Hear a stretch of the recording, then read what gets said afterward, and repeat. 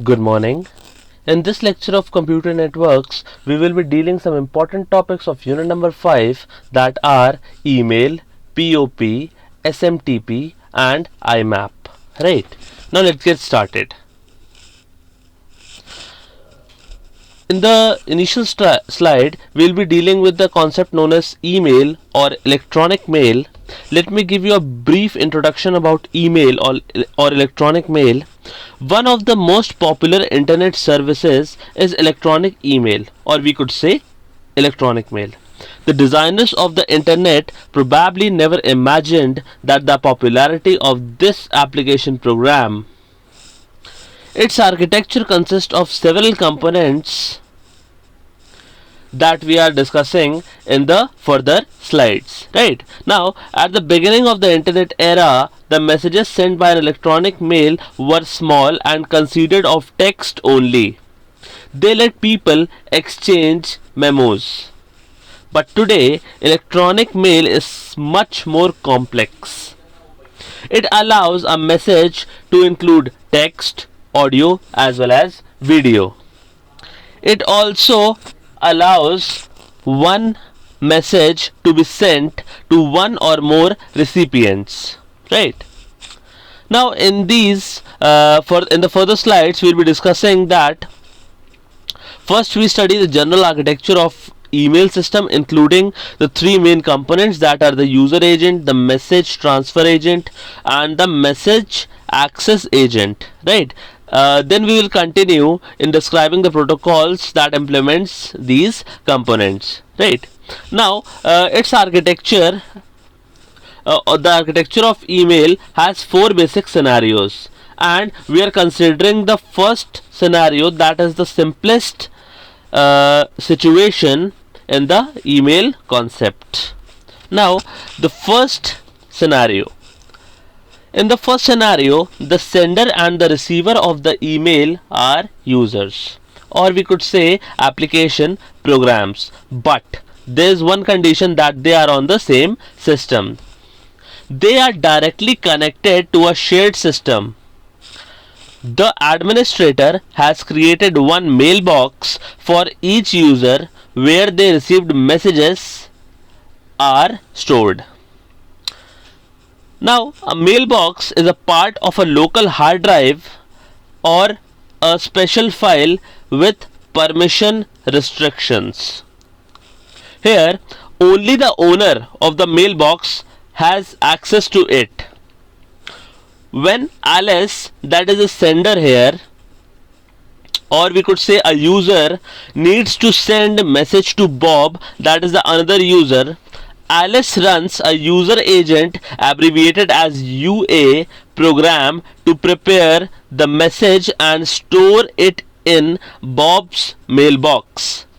The message has the sender and recipient mail box addresses, or we could say names of files. Right, and now Bob can retrieve or can read the contents of his mailbox at his convenience. But how will he do that? He will be doing that with the help of the user agent.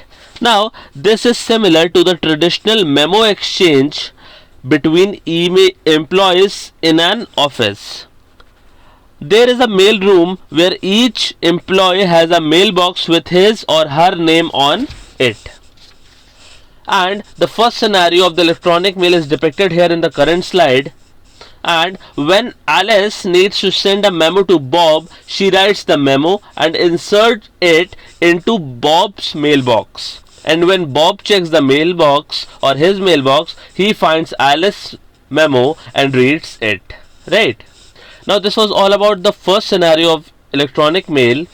Now, one note is considered here, that when the sender and the receiver of an email are on the same system, right, that means we need only two user agents. Right. I think the note is mentioned on the next slide. Yes, this.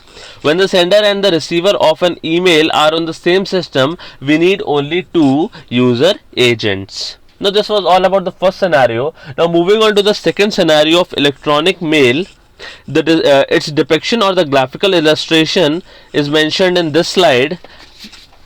right? Now in the second scenario, in the second scenario, the sender and the receiver of the email are users or application program, but there is one condition: they are on two different systems. The message needs to be sent over the internet, and here we need user agents and message transfer agents. User agents are abbreviated as UA and message transfer agents are abbreviated as MTA, right?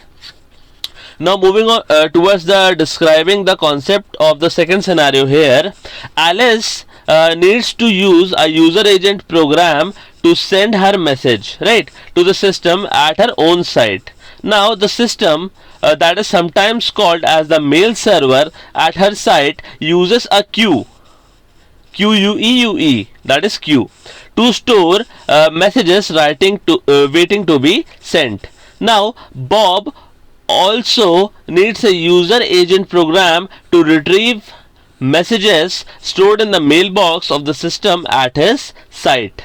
The message, however, needs to be sent through the internet from Alice's site to Bob's site. Here, two messages transfer agents are needed. One client and another is server. Now, like most client-server programs on the internet, the server needs to run all the time, but it does not know when a client will ask for a connection. That is, the client on the other hand can be alerted by the system when there is a message in the queue to be sent. Now another kind of note can be considered here, right? That means when the sender and the receiver of an email are on the different systems, right? That means we are on the different systems, and now we need two user agents and a pair of MTAs, that are client and server. The note is mentioned on the next slide. Yes, this. I've already repeated that. Let me repeat it once for you again.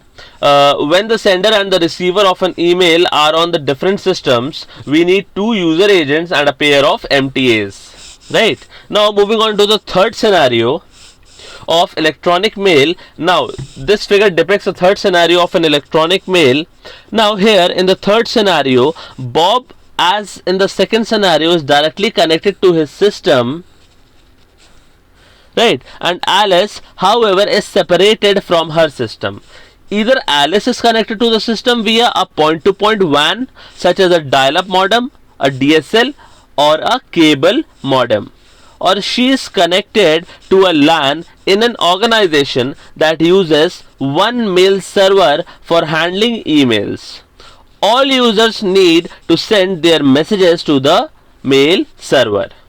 The entire process is depicted here in this slide. Now Alice still needs a user agent to prepare his message. She then needs to send the message through the LAN or a WAN. Now this can be done through a pair of a message transfer agent that can be called as a client and a server. Whenever Alice has a message to send, right, that means she calls the user agent, which in turn calls the MTA client, right. Now the MTA client, what does it do? It basically establishes a connection with the MTA server on the system that is running all the time. Now the system at Alice's site queue all messages received. It then uses an MTA client to send the messages to the system at Bob's site, right. That means the system receives the messages and stored it in Bob's mailbox at his convenience. Now at his convenience only, Bob uses his user agent to retrieve the messages and reads it.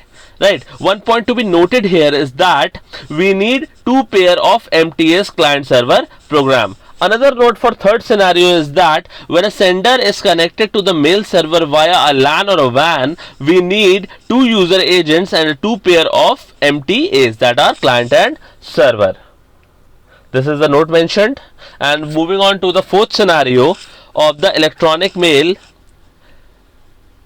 Now, this fourth scenario of electronic mail is depicted in this slide here that describes that in the fourth and the most common scenario, Bob is also connected to his mail server by a WAN or a LAN. And after the message has arrived at Bob's mail server, Bob needs to retrieve it. Now here we need another set of client server agents which we call as message access agent, that is abbreviated as MAA. Now Bob uses an MAA client to retrieve his messages, right? Now the client sends a request to the MAA server which is running all the time and request the transfer of a messages, right? The entire situation is depicted on the figure that is mentioned on this slide.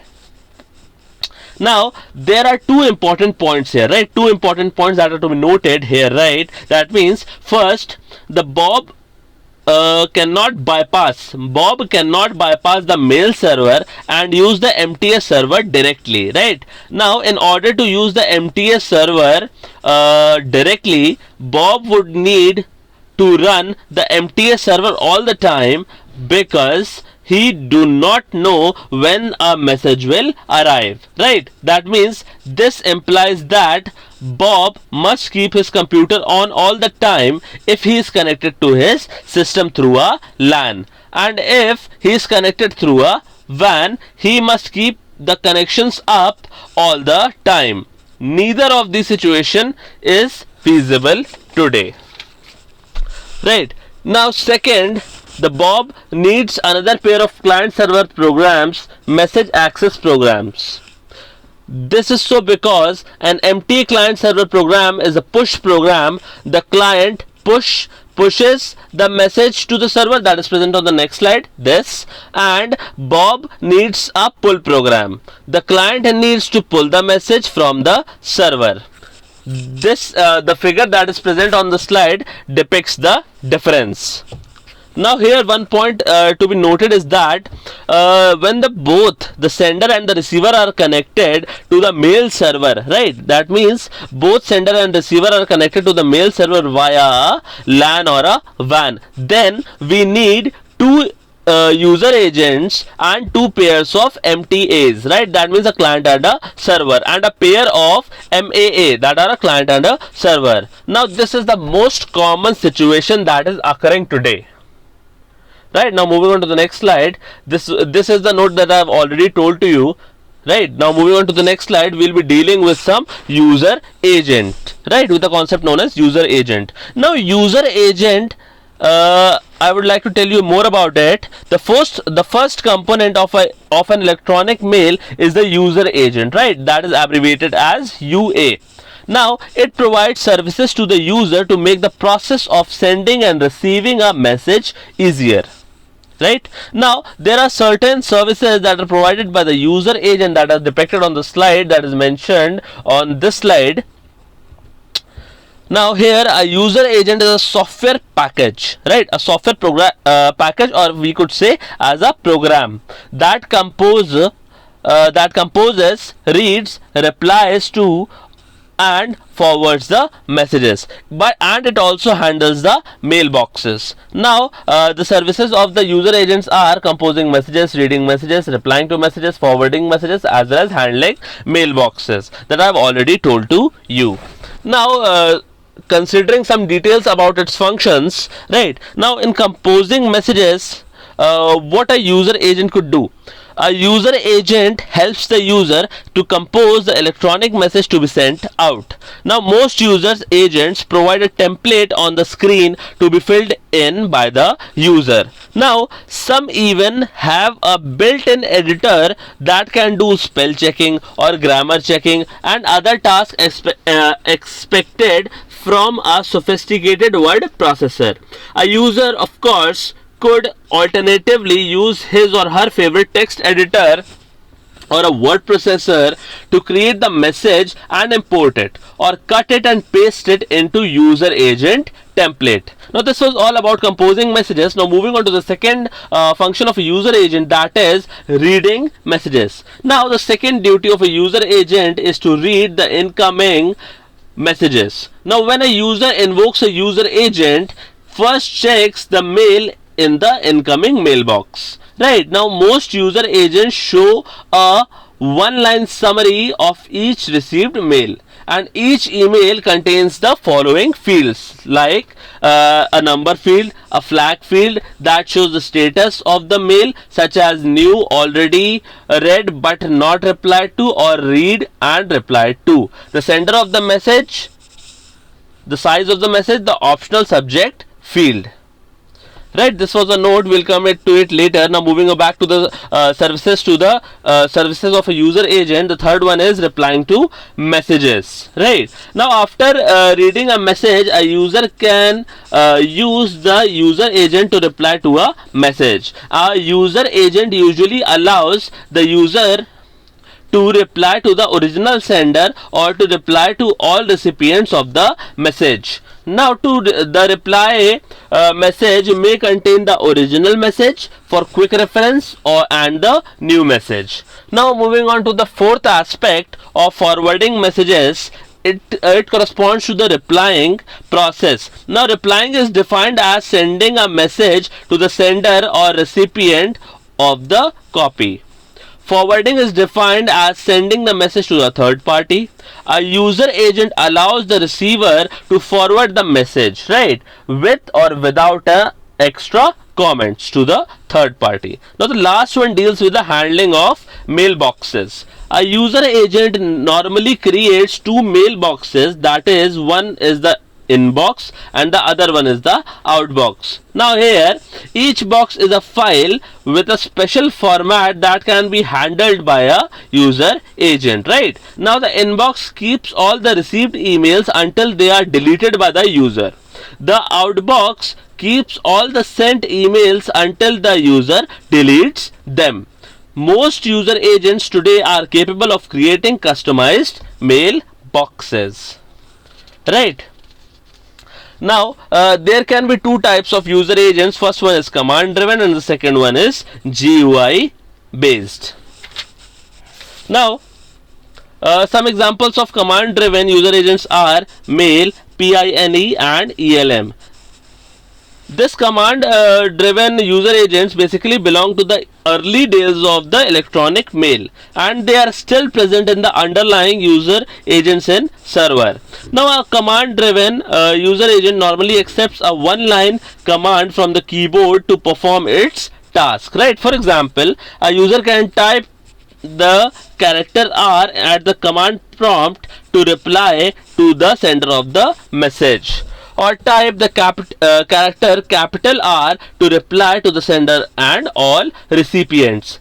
Right, now moving on to the next slide, there are some examples of GUI based agents, that are Eudora, Outlook as well as Netscape. Now let me tell you a brief about GUI based user agents. That are modern user agents are basically GUI based. This GUI stands for graphical user interface. Now they contain graphical user interface that are GUI components that allow the users to interact with the software by using both the keyboard and the mouse. Now they have graphical components, right? They have graphical components such as icons, menu bar and windows that makes the services easy to access. Right, now moving on to the next slide, here is a format of an email. That means we are at a concept of sending the mail. Right, now to send the mail, the user through the user agents creates the mail that looks very similar to a postal mail. Right, it has an envelope as well as a message. The entire details of a format of an email is depicted on the figure that is mentioned on your slide. Right, now tell me, I'll tell you the definition of two terms. The first one is envelope. The envelope usually contains the sender and a receiver address, and the message contains the header and the body. The header of the message defines the sender, the receiver, the subject of the message and some other information such as encoding type, etc., and the body of the message contains the actual information to be read by the recipient. Right, now I would like to tell you more about the receiving mail concept. the user agent is triggered by the user or a timer.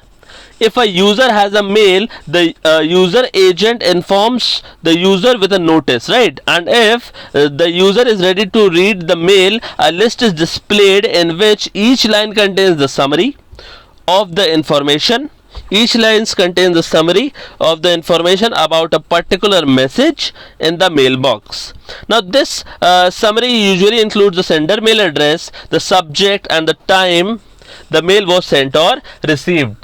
Right. Now the user can select any of the messages and display its contents on the screen. Now this was all about receiving mail. I would like to tell you more about addresses. Right. And now to deliver mail. Right. To deliver mail, a mail handling system, you must use an addressing system that is depicted on the next slide.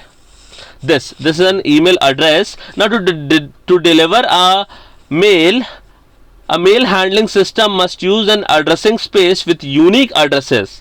In the internet, the addresses consist of two parts. The first one is a local part and the second one is domain name, that is separated by @ sign.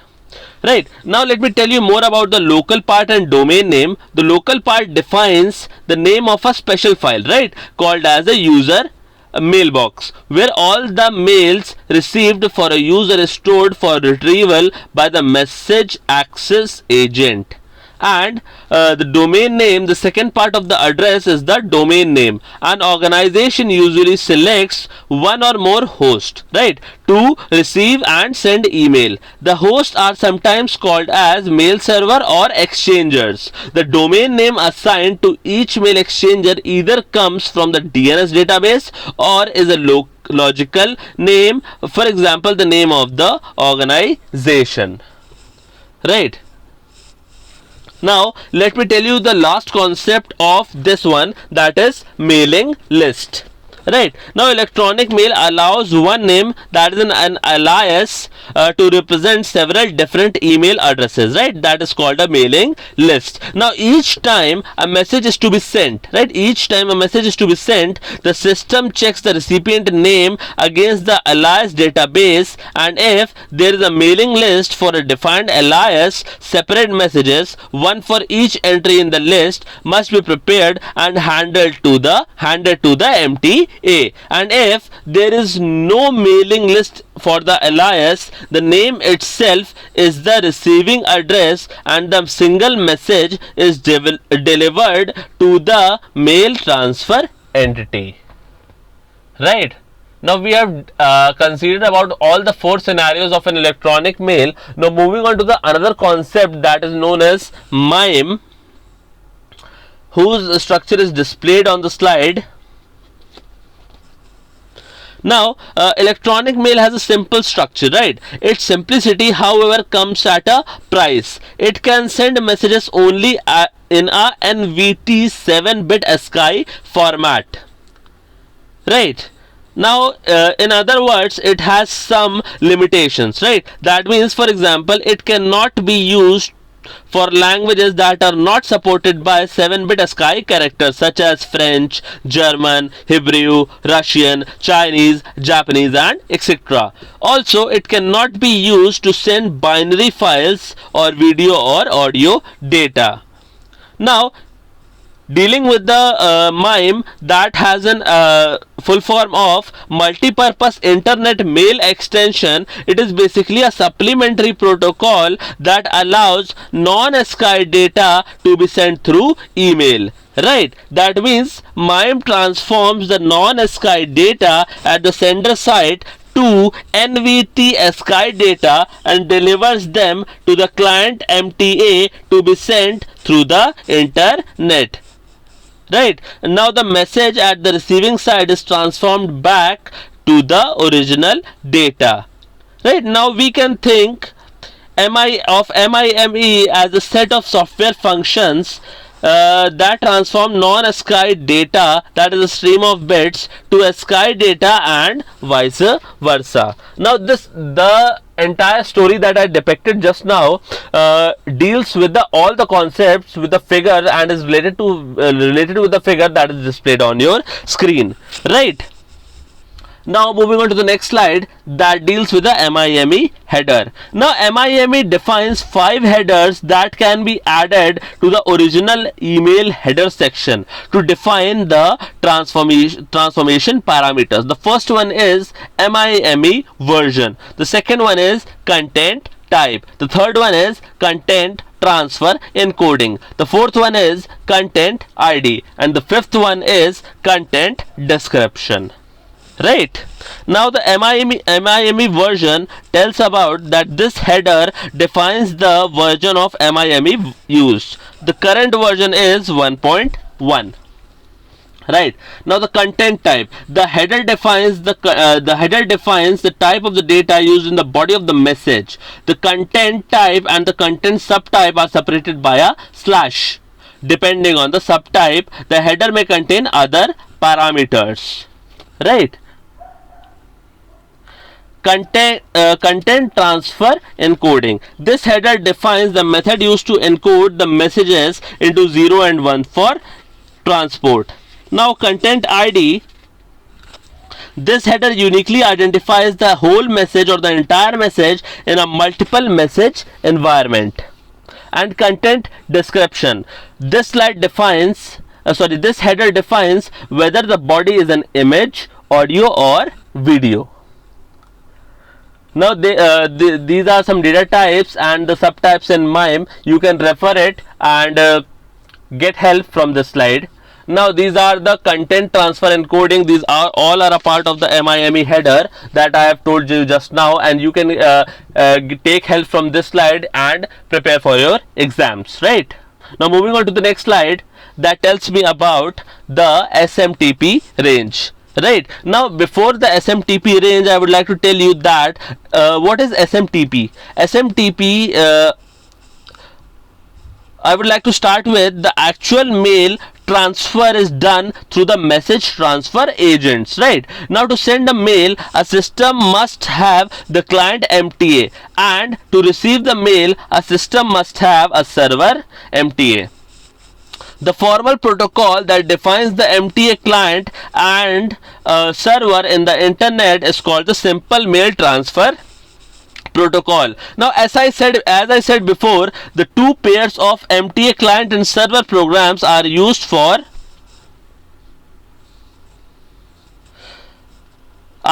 in the most common situation, that is the fourth scenario.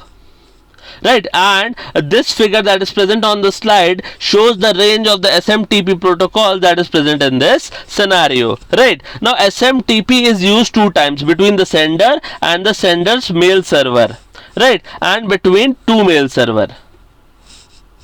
As I will tell you shortly that another protocol is needed between the mail server and the receiver. Now SMTP simply defines how commands and responses must be sent back and forth, and each network is free to choose a software package for the purpose of implementation. Right. Now I'll tell you more about the commands as well as responses. Now SMTP uses commands and responses to transfer messages between the MTA client and MTA server. The entire depiction of commands and responses is present on this slide, and each command or reply is terminated by a 2 character. Right, that means a carriage return and a line feed, end of line token. Now I would like to tell you more about the commands process. Command are sent from the client to the server. The format of the command is basically shown in the slide. It consists of a keyword followed by a 0 or more arguments, right? And SMTP defines 14 commands that I'll tell you shortly. The first 5 are mandatory, and even every implementation must support these 5 commands, and the next 3 are often used and are highly recommended, and the last 6 are for seldom used. Right. Now moving to the next slide, I'll tell you the commands. These are the commands, right, that is followed in the SMTP scenario. Now these are the responses. For responses, I would like to tell you that the responses are sent from the server side to the client side, and a response is a 3-digit code that may be followed by an additional textual information, right? And this figure that is present on your slide depicts the description of the responses, right? You may take help from this slide. And moving on to the next slide, there are some responses that are continued with the previous slide, right? The last code, that is 554, deals with the transaction failed concept, right? Now I would like to tell you POP3 and IMAP 4. Now the first and the second stages of the mail delivery use SMTP, right? Now however, SMTP is not involved in the third stage, because SMTP is a push protocol. That means it pushes the message from the client side to the server side. Now in other words, the direction of the bulk data, that is the messages, is from client to the server. On the other hand, the third stage needs a pull protocol.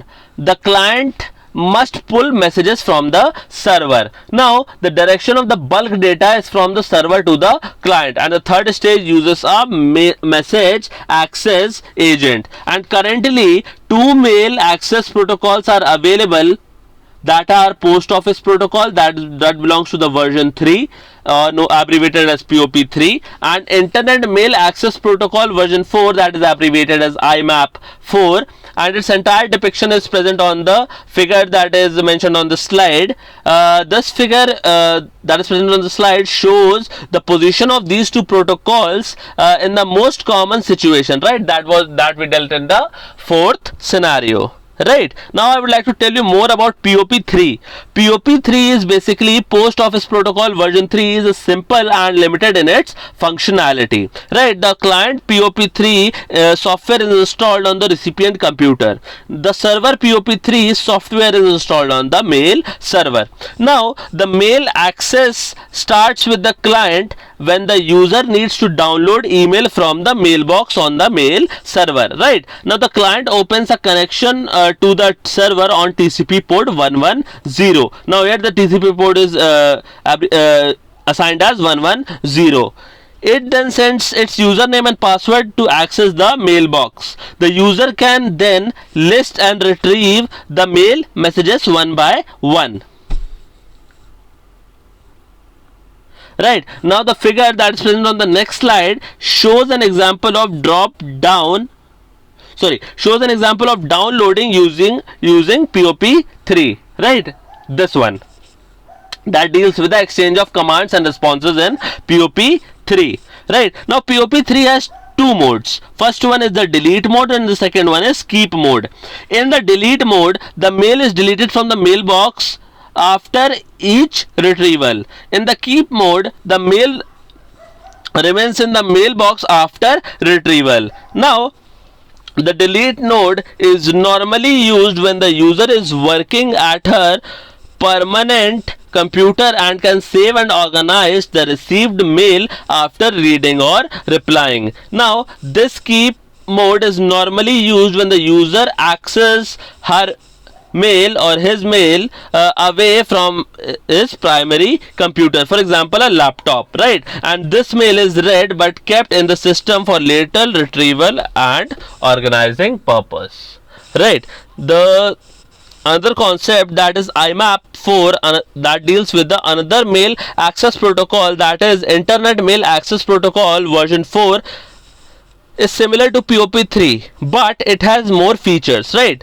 And IMAP 4 is more powerful and more complex. Now POP3 is deficient in several ways. It does not allow the users to organize his mail on the server. The user cannot have different folders on the server. Of course, the user can create folders on his own computer. In addition, POP3 does not allow the user to partially check the contents of the mail before downloading.